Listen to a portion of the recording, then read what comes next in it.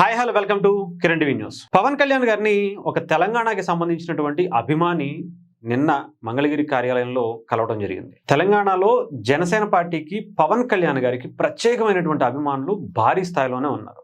వివిధ పార్టీల్లో వివిధ వర్గాల్లో ఎప్పుడూ కూడా ఆయనకి మద్దతుదారులు చాలా మందే ఉంటారు. కాకపోతే ఎప్పుడూ కూడా వాళ్ళని పవన్ కళ్యాణ్ గారు రాజకీయంగా ఉపయోగించుకోవాలనేటువంటి ప్రయత్నం చేయలే. జనసేన ఇక్కడ పోటీ చేసినా కూడా ఒక స్థాయి వరకు మాత్రమే చేసుకున్నారు తప్ప ఎక్కువ ఇక్కడ ఇంట్రెస్ట్ పెట్టి పూర్తి స్థాయిలో రాజకీయం చేసింది అంత లేదనే చెప్పాలి. కాకపోతే అభిమానులు మాత్రం ప్రతి జిల్లాలో నాకు తెలిసి ప్రతి ఊరిలో ఉన్నారు. అందులో ఎటువంటి డౌట్ లేదు. స్థానిక ఎలక్షన్స్ లో కూడా ఇప్పుడు తెలంగాణకి సంబంధించి ఒక్క కోదాడ నియోజకవర్గంలోనే 15 పంచాయతీల్లో సర్పంచులుగా నామినేషన్లు కూడా వేశారు. అంటే ఆలోచించండి జనసేన స్థాయి ఏ స్థాయిలో ఉంటుందో. ఇకపోతే చట్టా సతీష్ అని చెప్పి పవన్ కళ్యాణ్ గారిని నిన్న కలిశారు. అతను అసలు ఈ చట్టా సతీష్ ఎవరు, పవన్ కళ్యాణ్ గారిని ఎందుకు కలిశారు, పవన్ కళ్యాణ్ గారు అతనికి ఎందుకని అంత టైం ఇచ్చారు, అతను చేసినటువంటి గొప్ప పని ఏంటి, పవన్ కళ్యాణ్ గారి మీద ఉన్న అంత అభిమానం అతనికి ఎక్కడి నుంచి వచ్చింది, ఇది ఒకసారి మీకు వివరించే పని చేస్తాను. అతనితో మాట్లాడేటువంటి ప్రయత్నం కూడా చేశాను, బట్ ఇంకా కాంటాక్ట్లోకి రాలేదు. ఇకపోతే పవన్ కళ్యాణ్ గారికి చాలామంది అభిమానులు ఉంటారు. అలాంటి అభిమానుల్లో తెలంగాణకి సంబంధించినటువంటి జగిత్యాల జిల్లాలో ఉన్నటువంటి కొండగట్టు అంటే పవన్ కళ్యాణ్ గారికి చాలా ప్రత్యేకమైనటువంటి భక్తి అభిమానం కూడా. ఎందుకంటే ఆయనకి పునర్జన్మను అక్కడి నుంచే వచ్చిందని చెప్పి పవన్ కళ్యాణ్ గారు చాలా బలంగా నమ్ముతారు. అందుకని ఏ యాత్ర మొదలుపెట్టినా కూడా పవన్ కళ్యాణ్ గారు కొండగట్టు ఆంజనేయ స్వామిని దర్శించుకుని ఆ తర్వాతే బయలుదేరటం అనేది ఆయన చేస్తున్నటువంటి కార్యక్రమాల ద్వారా మనకు అర్థమవుతుంది. ఈవెన్ వారాహి యాత్ర నుంచి మొదలు పెడితే. సో ఆ వారాహి ఎలా విజయం సాధించింది, ఆంధ్రప్రదేశ్లో ఎలాంటి అధికారం దశగా తీసుకొచ్చేటువంటి ప్రయత్నం చేసింది, ఎంత అద్భుతంగా ఆ కొండగట్టు ఆంజనేయ స్వామి కటాక్షం పవన్ కళ్యాణ్ గారి మీద ఉన్నది అన్నది అర్థమైంది. ఇకపోతే చట్టా సతీష్ ఇప్పటి నుంచే కాదు, ఇప్పటి నుంచో పవన్ కళ్యాణ్ గారు అంటే ఒక బీభత్సమైనటువంటి అభిమాని. కొండగట్టులో ఉండేటువంటి కొండగట్టే తనది కూడా, జగిత్యాల జిల్లా కొండగట్టు విలేజ్ లోనే తను ఉండేటువంటి గ్రామంగా కూడా చెప్తున్నారు.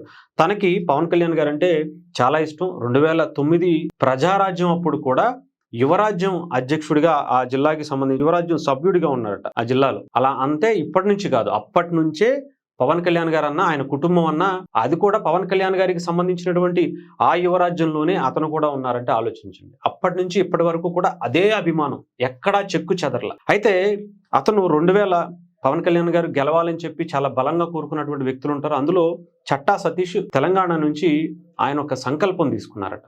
ఏదైతే అయోధ్య రామ మందిరానికి సంబంధించి రామ్లాలా విగ్రహ ప్రతిష్ఠ జరిగిందో, ఆ రామ్లాలాకి సంబంధించినటువంటి ప్రాణ ప్రతిష్ఠ రోజున ఆయన అక్కడికి వెళ్ళారట. రాముడిని దర్శించుకుని నేను ఈ రోజు అది కూడా చెప్తాను కరెక్ట్గా, 2024 జనవరి 22న అయోధ్య రామ మందిరంలో రామ్లాలా ప్రతిష్ఠ రోజున సతీష్ ఒక నిర్ణయం తీసుకున్నారట. పవన్ కళ్యాణ్ గారు అనే వ్యక్తి ఆంధ్రప్రదేశ్లో గెలవాలి, అసెంబ్లీలో అడుగు పెట్టాలి, ఒక నిజాయితీ పరుడు, ఈ దేశానికి ఒక గొప్ప నాయకుడు ఆయన.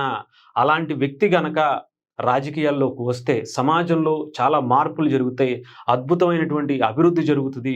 ఒక మంచి నిజాయితీ గల వ్యక్తి ఈ దేశానికి నాయకుడు అయితే ఈ దేశ ప్రజలకు ఎంతో మంచి జరుగుతుంది అనేటువంటి నమ్మి ఆయన ఆ రోజు నుంచి పవన్ కళ్యాణ్ గారి గెలిచే వరకు కూడా 2024 జనవరి నుంచి మొదలు పెడితే ఆయన గెలవడానికి చాలా టైం పట్టింది. ఆయన జూన్ల వరకు కూడా రిజల్ట్ వచ్చినటువంటి టైం పట్టింది. అప్పటి వరకు కూడా ఆయన చెప్పులు లేకుండా నేను ఒక దీక్షలా తీసుకుంటానని చెప్పి ఆ రామ్లాలా మందిరంలో ఆయన దీక్ష తీసుకున్నారు. అందుకే ప్రత్యేకమైనటువంటి అభిమానులని ఎందుకంటారంటే, చాలా మంది ఇప్పుడు మాట్లాడుతున్నారు పవన్ కళ్యాణ్ గారు అంటే తెలంగాణకి సంబంధించినటువంటి వాళ్ళు ఎక్కడెవరు ఉంటారు, తెలంగాణలో సినిమాలు ఏముంటాయి అంటే, ఆయన స్థాయి గురించి తెలియనటువంటి ప్రతి ఒక్కళ్ళు కూడా మాట్లాడటమే.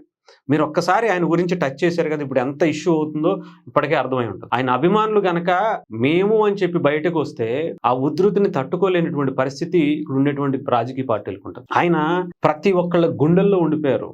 ఎందుకు అంటే అది సినిమా నుంచో ఇంకొక చోటు నుంచో వచ్చిన అభిమానం అయితే ఇంత ఉండదు. ఇంకొక హీరో బాగా చేస్తే ఇంకో హీరో దగ్గరికి వెళ్ళిపోద్ది. ఆయన ఏం పెద్దగా సినిమాలు కూడా ఏం చేయట్లా, ఎరగబడి చేసేటువంటి సినిమాలు ఏం చేసేసి ఆయన ఇప్పుడు చాలా ఎక్కువగా సినిమా టైం కూడా పెట్టేటువంటి టైం కూడా లేదు ఆయనకి. బట్ కాకపోతే ఎందుకని అంటే ఆయన వ్యక్తిత్వం, ఆయన భావజాలం, ఆయన సిద్ధాంతాలు ఇవి చాలా మందిలో స్ఫూర్తి నింపాయి.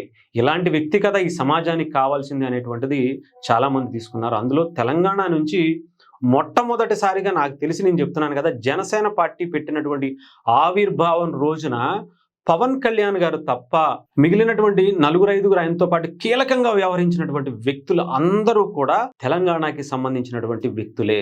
ఒకళ్ళు పవన్ కళ్యాణ్ గారు అయితే వైస్ ప్రెసిడెంట్గా ఉన్నటువంటి పవన్ కళ్యాణ్ గారు ప్రెసిడెంట్, వైస్ ప్రెసిడెంట్గా ఉన్నటువంటి మహేందర్ రెడ్డి గారు తెలంగాణకి సంబంధించినటువంటి వ్యక్తి. ఇంకొక వ్యక్తి శంకర్ గౌడ్ గారు.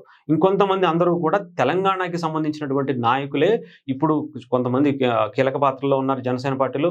అలాంటి వాళ్ళు కాకుండా న్యూట్రల్గా పవన్ కళ్యాణ్ గారు అంటే అభిమానంగా ఉండేటువంటి వ్యక్తులు కూడా స్టిల్ ఇప్పటికీ ఆయనతో పాటు జర్నీ చేస్తున్న వాళ్ళే. ఆయన భావజాలాన్ని నచ్చి మొట్టమొదట ఆయనతో పాటు తోడుగా ఉన్నది ఇక్కడ జన సైనికులే, జనసేన పార్టీ నాయకులే, ఆయన సన్నిహితులే, తెలంగాణ వాళ్ళే అనేది చాలా తక్కువ మందికే తెలుసు. ఆయన ఎంతసేపు ఆంధ్ర పాలిటిక్స్ గురించి మాట్లాడి ఉండొచ్చు, కానీ ఆంధ్ర పాలిటిక్స్కి వెళ్ళటానికి స్ఫూర్తినిచ్చింది తెలంగాణ ఉద్యమం అని చెప్పి చాలా సందర్భాల్లో చెప్పారు. సో అలాంటి ఆయన తెలంగాణ గురించి తక్కువ చేసి మాట్లాడేటువంటి ఆలోచన కానీ నాకు తెలిసి ఆయన అలాంటి కల కూడా కనరేమో. తెలంగాణ అనేది ఆయన మైండ్ సెట్లో ఒక గొప్ప స్థానం ఉంటుంది ఆయన మనసులో. అలాంటి వ్యక్తి తెలంగాణ వ్యక్తుల పట్ల, వాళ్ళ అభిమానుల పట్ల ఎలాంటి అభిమానం చూపిస్తారో ఇదొక్కటి చూస్తే తెలుస్తుంది. నిన్న అతన్ని ప్రత్యేకంగా పిలిపించుకుని అతనితో మాట్లాడి అతనికి కొండపల్లి బొమ్మలను ఇచ్చి పంపించడం జరిగింది. అంటే అభిమానులు చాలామంది ఉంటారు, వాళ్ళు ఎల్లకాలం ఇలాగే ఉండాలని ఏమీ రూల్ ఏం లేదు. చాలామంది హీరోలు సినిమాలు మానేస్తే ఇంకో సినిమాకి వెళ్ళిపోతారు. కాకపోతే పవన్ కళ్యాణ్ గారికి భక్తులు అంటే చాలామంది అంటారు కదా, పవన్ కళ్యాణ్ గారికి అభిమానులు కాదు భక్తులు ఉంటారు అంటే ఇలాగే ఉంటారు. మీరు ఏ రకంగా పవన్ కళ్యాణ్ గారిని తగ్గిద్దామని చూస్తే అది ఈ రాష్ట్రంలోనా, పక్క రాష్ట్రంలోనా, తెలంగాణలోనా, ఆంధ్రాలోనా, ఇంకొక చోటైనా కానివ్వండి, పవన్ కళ్యాణ్ అనే వ్యక్తి గుండెల్లో వెళ్ళిపోయారు. ఆయన అంత ఈజీగా మీలాంటి వ్యక్తులు మాట అనేస్తే చెరిగిపోద్దంటే అంత ఈజీ కాదు. వాళ్ళు పవన్ కళ్యాణ్ గారి భావజాలం ఏంటో తెలంగాణ ప్రజలకి బాగా తెలుసు. తెలంగాణ అభిమానులకి పవన్ కళ్యాణ్ గారు అంటే ఏంటో, ఆయన సిద్ధాంతాలు ఏంటో, ఆయన భావజాలానికి సంబంధించినటువంటి వ్యక్తిత్వం ఏంటో చాలా చాలా తెలుసు.